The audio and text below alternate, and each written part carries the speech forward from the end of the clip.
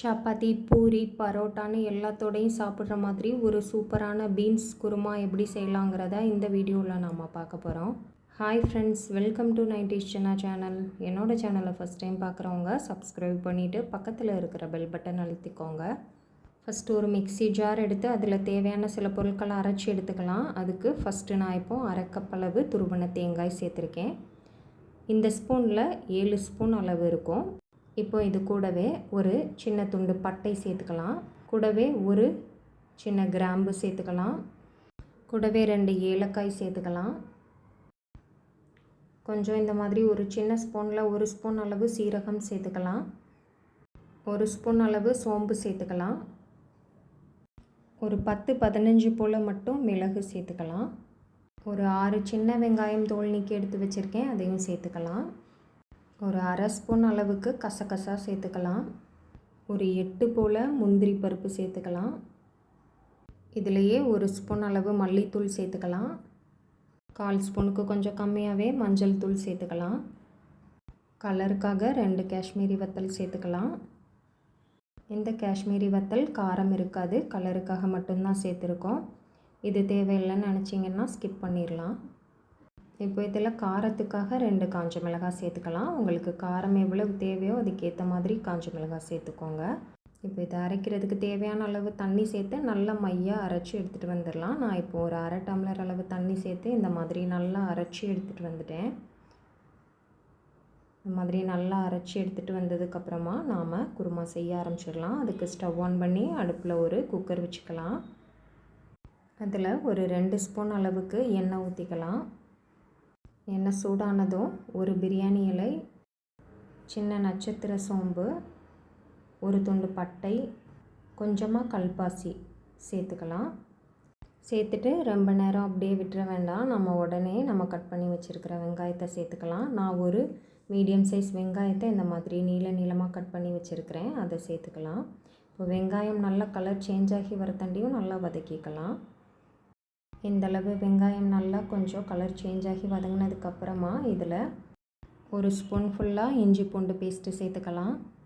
சேர்த்துட்டு ரொம்ப நேரம் வதக்கணும்னு அவசியம் இல்லை, லைட்டாக கலந்து விட்டுட்டு ஒரு அரை நிமிஷத்துக்கு மட்டும் வதக்கிக்கலாம். அதுக்கப்புறமா நாம் கட் பண்ணி வச்சுருக்கிற ஒரு மீடியம் சைஸ் தக்காளியை சேர்த்துக்கலாம்.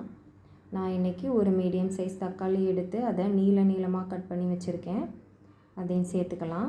சேர்த்துட்டு தக்காளியை நல்லா கரண்டி வச்சு மசிச்சு விட்டு சீக்கிரமே 1 நிமிஷத்தில் நல்லா வேகிற அளவு வதக்கிக்கலாம். தக்காளி நல்லா ஒல்லியாக நீளமாக அந்த மாதிரி கட் பண்ணும்போது நமக்கு சீக்கிரமே தக்காளி வதங்கி வந்துடும். தக்காளி ஓரளவு நல்லா சாஃப்டாக வதங்கினதுக்கப்புறமா நாம் அரைச்சி வச்சுருக்கிற மசாலா பேஸ்ட்டை சேர்த்துக்கலாம். மசாலா பேஸ்ட் எல்லாத்தையும் சேர்த்ததுக்கப்புறமா மிக்ஸி ஜாரில் கொஞ்சமாக ஒரு 1/4 டம்ளர் அளவுக்கு தண்ணி ஊற்றி மிக்ஸி ஜாரை அலசி அதையும் சேர்த்துக்கலாம்.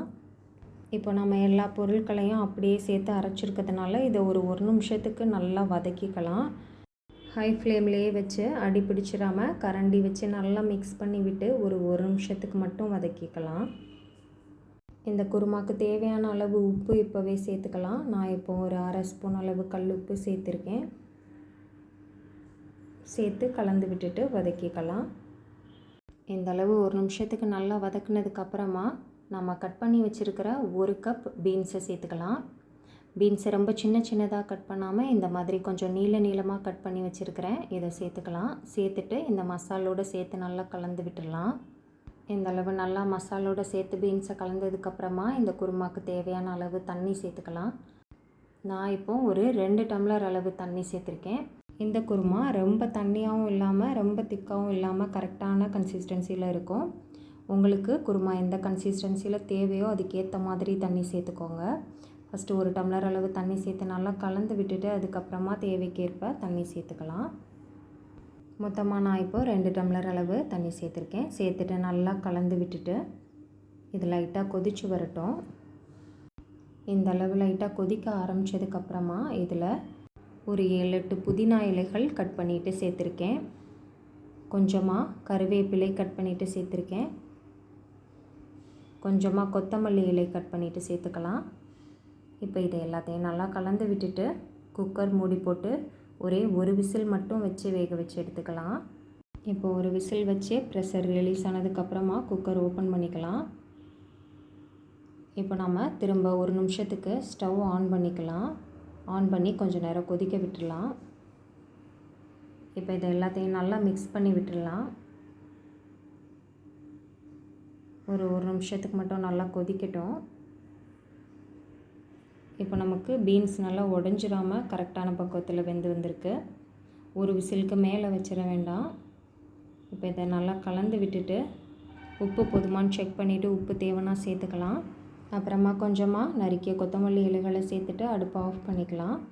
இப்போ நமக்கு ரொம்பவே டேஸ்ட்டான பீன்ஸ் குருமா ரெடி ஆயிடுச்சு. மிஸ் பண்ணாமல் ட்ரை பண்ணி பாருங்கள். ட்ரை பண்ணி பார்த்துட்டு எப்படி இருக்குன்னு சொல்லி எனக்கு கமெண்ட் பண்ணுங்கள். என்னோடய சேனல் பிடிச்சிருக்குன்னா லைக் பண்ணுங்கள், சப்ஸ்கிரைப் பண்ணுங்கள். தேங்க்ஸ் ஃபார் வாட்சிங்.